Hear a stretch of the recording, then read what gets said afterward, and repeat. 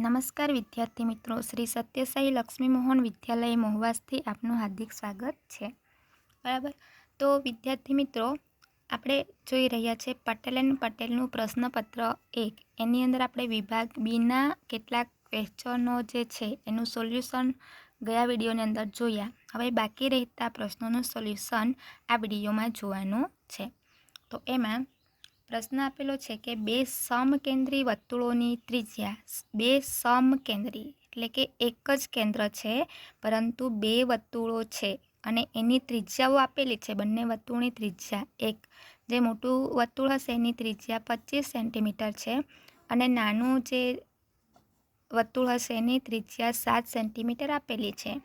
તો મોટા વર્તુળની જીવા એ નાના વર્તુળને સ્પર્શે તો તેની લંબાઈ શોધો. બરાબર, તો જીવાની લંબાઈ શોધવાની છે.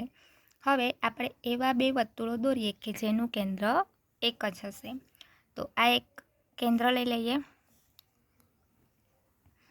આ એક વર્તુળ દોરી દઈએ અને આ જ કેન્દ્ર આવે એવી રીતના એક બીજું વર્તુળ દોરીએ. આ બે વર્તુળ થઈ જાય. બરાબર, હવે આપણે યાદ રાખો કે પાયથાગોરસના નિયમનો આવી રીતના દાખલા હોય તેમાં પાયથાગોરસના નિયમનો ઉપયોગ થતો હોય તો તમારે આકૃતિ એવી રીતે બનાવવાનું કે એક ત્રિકોણ જેવું બને. બરાબર, તો એની ત્રિજ્યાઓને એવી રીતના સેટ કરવાનું કે એ ત્રિકોણ જેવું થતું હોય તો આપણે પાયથાગોરસનો નિયમ યુઝ કરી શકીએ. બરાબર, તો એના માટે આપણે હવે જોઈએ તો કે ત્રિજ્યાઓ છે. તો મોટા વર્તુળની ત્રિજ્યા કેટલી છે? 25. તો આવી રીતના મેં એને દોરી શકું આના ઉપર. આની ત્રિજ્યા 25 સેન્ટીમીટર. બરાબર, ખબર છે ને ત્રિજ્યા? હા. હવે નાના વર્તુળની ત્રિજ્યા, આ મોટા વર્તુળ એટલે આ વર્તુળ ઉપર આવી જોઈએ. બરાબર, હવે નાના વર્તુળની ત્રિજ્યા એટલે આના ઉપર આવી જોઈએ. તો નાના વર્તુળની ત્રિજ્યા કેટલી છે?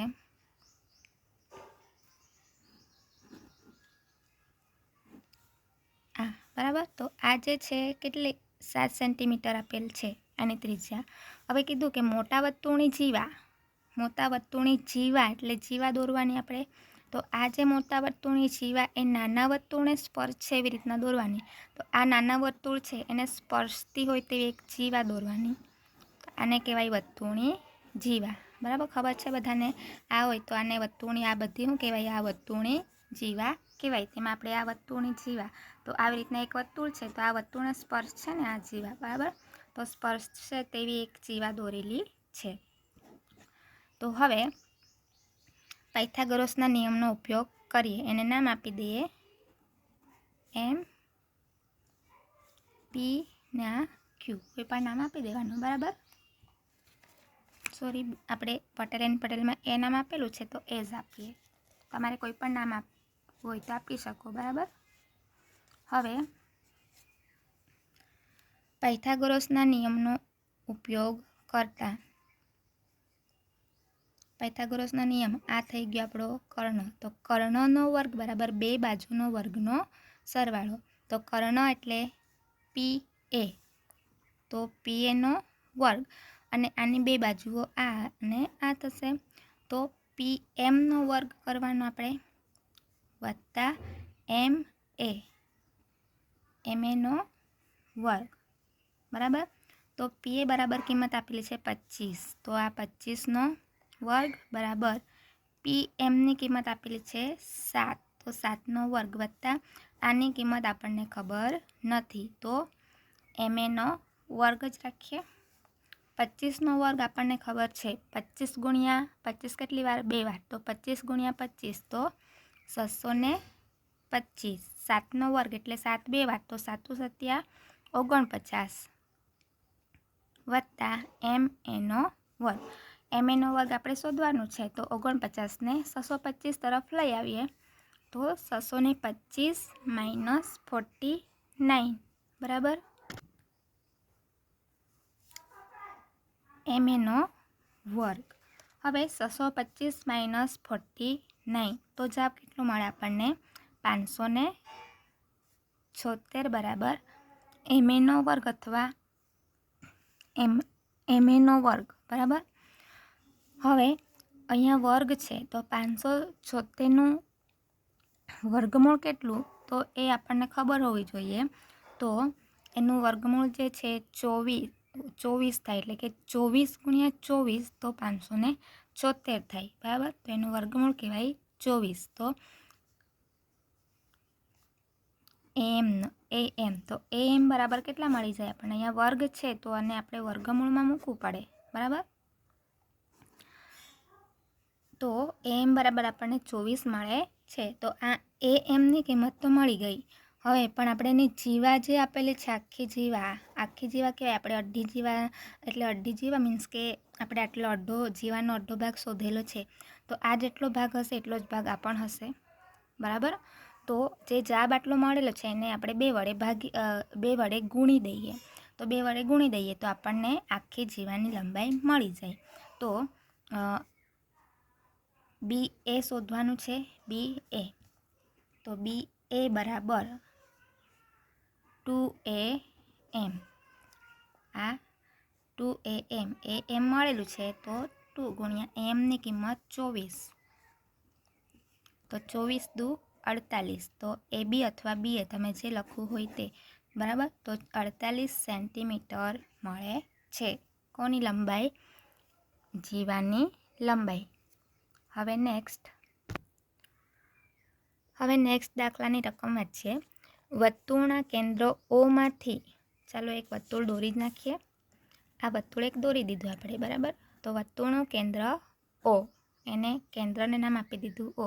તો વર્તુળના કેન્દ્ર ઓમાંથી પસાર થતી એક રેખા, તો આમાંથી એક રેખા પસાર થાય તે આપણે દોરી દઈએ, બરાબર. રેખા વર્તુળના એક સ્પર્શકને ક્યુ બિંદુમાં છેદે છે. તો આવી રીતના આપણે તમને કીધું અગાઉ એમ આપણે પાયથાગોરસનો નિયમનો યુઝ કરવાનો હોય આવા દાખલાઓમાં, તો તમારે હંમેશા એક ત્રિકોણ બને એવી રીતના જ આકૃતિ બનાવવાની, બરાબર. જે પ્રમાણે આ કિંમતો આપેલી હોય એ કિંમત ઉપરથી જ આપણે ત્રિકોણ જેવી આકૃતિ બનાવવાની. તો વર્તુળના કેન્દ્ર ઓમાંથી પસાર થતી એક રેખા વર્તુળના એક સ્પર્શકને ક્યુ બિંદુમાં છેદે છે. તો વર્તુળમાંથી આપણે એક રેખા દોરવાની છે. તે વર્તુળના સ્પર્શકમાંથી એક રેખા એને છેદે, બરાબર. સ્પર્શકનો સ્પર્શ બિંદુ પી છે. વર્તુળની ત્રિજ્યા 5 સેન્ટીમીટર છે. ચાલો એક વર્તુળની ત્રિજ્યા દોરી દઈએ. આ વર્તુળની ત્રિજ્યા એ 5 સેન્ટીમીટર આપેલી છે. તો ઓ ક્યુ બરાબર 13 સેન્ટીમીટર હોય તો પી ક્યુ શોધો. હવે આપણે એક રેખા દોરી દઈએ. વર્તુળના કેન્દ્ર ઓમાંથી પસાર થતી એક રેખા, કેન્દ્રમાંથી પસાર થતી એક આ રેખા થઈ ગઈ, બરાબર. વર્તુળના એક સ્પર્શકને ક્યુ બિંદુમાં છેદે. વર્તુળને એક સ્પર્શક દોરવાનો. હવે આપણે એક વર્તુળનું સ્પર્શક કોને કહેવાય? તો આપણને ખબર છે આ બધા જે છે આને કહેવાય સ્પર્શક. તો વર્તુળનું સ્પર્શક અહીંથી આપણે દોરી દઈએ આવી રીતના, બરાબર. તો આ થઈ ગયું વર્તુળનું સ્પર્શક. તો સ્પર્શકનું સ્પર્શ બિંદુ પી છે. આ જે સ્પર્શ બિંદુ જ્યાં સ્પર્શે એ ત્યાં બિંદુ નામ આપી દઈએ પી. અને સ્પર્શકને ક્યુ બિંદુમાં છેદે, અહીંયા છેદે, બરાબર. આ ક્યુ બિંદુમાં છેદે. હવે ઓ ક્યુ બરાબર 13 સેન્ટીમીટર આપેલ છે. તો પી ક્યુ શોધવાનું છે, બરાબર. આ પણ સાવ સિમ્પલ દાખલો છે પાયથાગોરસનો નિયમ ઉપરથી જ. તો કર્ણની કિંમત આપેલી છે, ઓપીની કિંમત પણ આપેલી છે. તો આ આપણે શોધવાનું, તો એ પણ આપણે પાયથાગોરસના નિયમ પરથી જ શોધી શકીએ. તો પાયથાગોરસનો નિયમ તો કે કર્ણનો વર્ગ એટલે ઓ ક્યુનો વર્ગ. બે બાજુઓ કઈ? ઓ પી એનો પણ વર્ગ અને પી ક્યુ એનો સરવાળો એટલે પી ક્યુનો વર્ગ. ઓ ક્યુની કિંમત આપેલી છે 13, તો 13નો વર્ગ બરાબર ઓપીની કિંમત આપેલી છે 5, તો 5નો વર્ગ વત્તા પી ક્યુ આપણે શોધવાનું છે. તો પી ક્યુનો વર્ગ. 13નો વર્ગ આપણને ખબર છે 169, એટલે કે 13 ગુણ્યા 13 થાય. તો 13 ગુણ્યા 13 કરો તો 169 બરાબર 5નો વર્ગ 5 × 5 = 25 વત્તા પી ક્યુનો વર્ગ. પી ક્યુ શોધવાનું છે તો 169 બાજુ આપણે 25ને લઈ આવીએ તો વત્તાનો ઓછા થઈ ગયું પી ક્યુનો વર્ગ. હવે 169 - 25 બાદ કરીએ તો આપણને જવાબ મળશે 144 બરાબર PQનો વર્ગ. આપણે વર્ગ કાઢવો હોય તો આપણે ખબર છે કે સામેની કિંમત જે છે વર્ગમૂળમાં લખવી પડે. તો 144 બરાબર PQ. 144 એ કોનું વર્ગમૂળ છે? તો કે 12નું વર્ગમૂળ, એટલે કે 12 ગુણ્યા 12 બરાબર 12 ગુણ્યા 12 તો 144 બરાબર PQ. તો આપણે આમ લખી શકીએ 12નો વર્ગ બરાબર. તો આ વર્ગ ને વર્ગમૂળ કેન્સલ, આ PQ. તો PQ બરાબર કેટલા મળી ગયા આપણને? 12 સેન્ટીમીટર. આમ આવા દાખલા ખૂબ જ ઇઝી છે બરાબર. ફક્ત તમને પાયથાગોરસનો નિયમ ખબર હોવી જોઈએ. એ પ્રમાણે આકૃતિ ડ્રો કરવાની. તો આ દાખલો તમે સિમ્પલી ગણી શકો છો બરાબર. હવે નેક્સ્ટ, હવે આ દાખલાની કિંમત જોઈએ આપણે. તો કે રકમમાં શું લખેલ છે? બિંદુ P એ કેન્દ્ર O અને ત્રિજ્યા R ની બહારનું બિંદુ છે. એટલે કે આનો મતલબ આ જે છે આ કેન્દ્ર આપણે O લેવાનું છે અને ત્રિજ્યા R એટલે વર્તુળ થઈ જાય. તો આપણે એક વર્તુળ દોરીએ.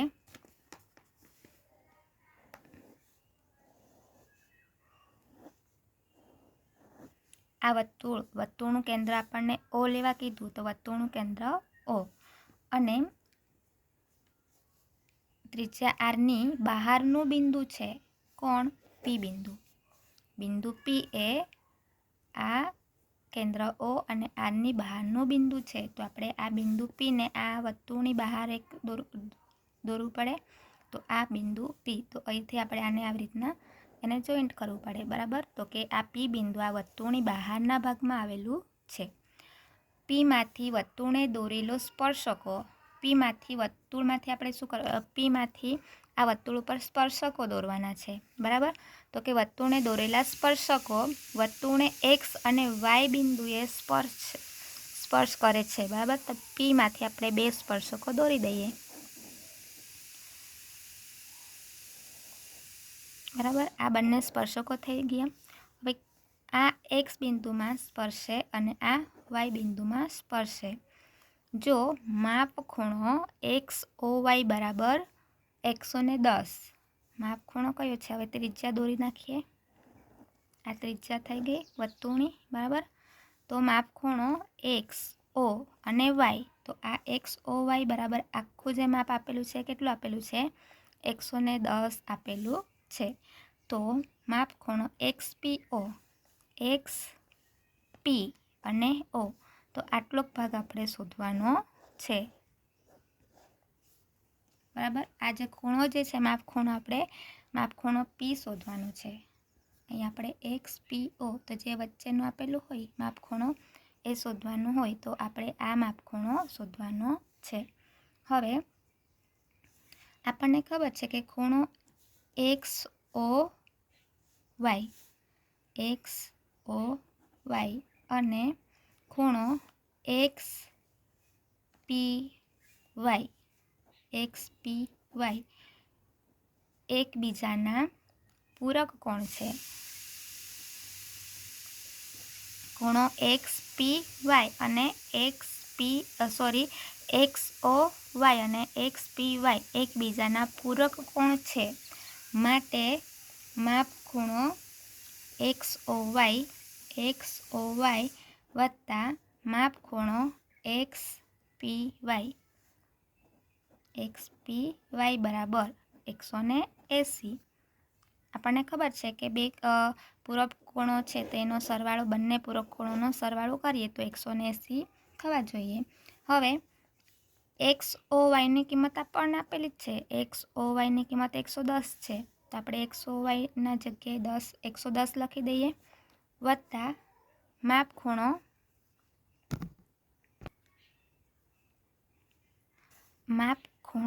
XPY, આનું આપણને માપ આપેલું નથી, એના બરાબર 180. બંને ખૂણાના માપનો સરવાળો 180. તો માપ ખૂણો XPY બરાબર 180. હવે આપણે શોધવાનું છે તો આ 110 ને 180 તરફ લઈ જવું પડે. તો 180 - 110 થઈ જશે. તો તો 180માંથી 110 બાદ કરીએ તો આપણને જવાબ કેટલો મળે? 70, બરાબર. તો આપણને માપ ખૂણો XPY બરાબર 70 મળે છે. હવે આખો ખૂણો મળેલો છે આપણને, કેટલો? આખો ખૂણો જે છે, આખો ખૂણો 70 મળે છે. હવે આપણે ખાલી આટલો જ ખૂણો શોધવાનો છે, આટલો જ ખૂણો. આપણે XPO કીધું, XPO કીધું એટલે આટલો જ ખૂણો શોધવાનો છે, આખો ખૂણો શોધવાનો નથી. તો આપણને ખબર છે આખા ખૂણામાંથી આપણે અડધું કરી નાખીએ. જે આખો ખૂણો જે છે આપણને 70 મળેલો છે, તો આટલો અડધો ભાગ ખૂણો શોધવાનો છે, તો એનો આપણે 70નું અડધું કરી નાખીએ તો આપણને અડધું મળી જાય કે નહીં? તો આપણને એમ વિચારીએ તો 35 જવાબ આવવો જોઈએ, બરાબર.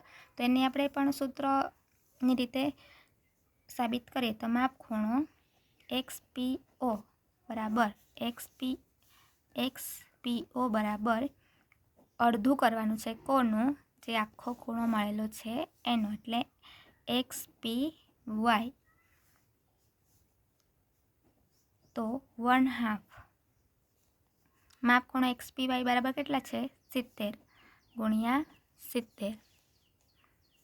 તો 35 દુ 70, તો 2 ને 2 કેન્સલ.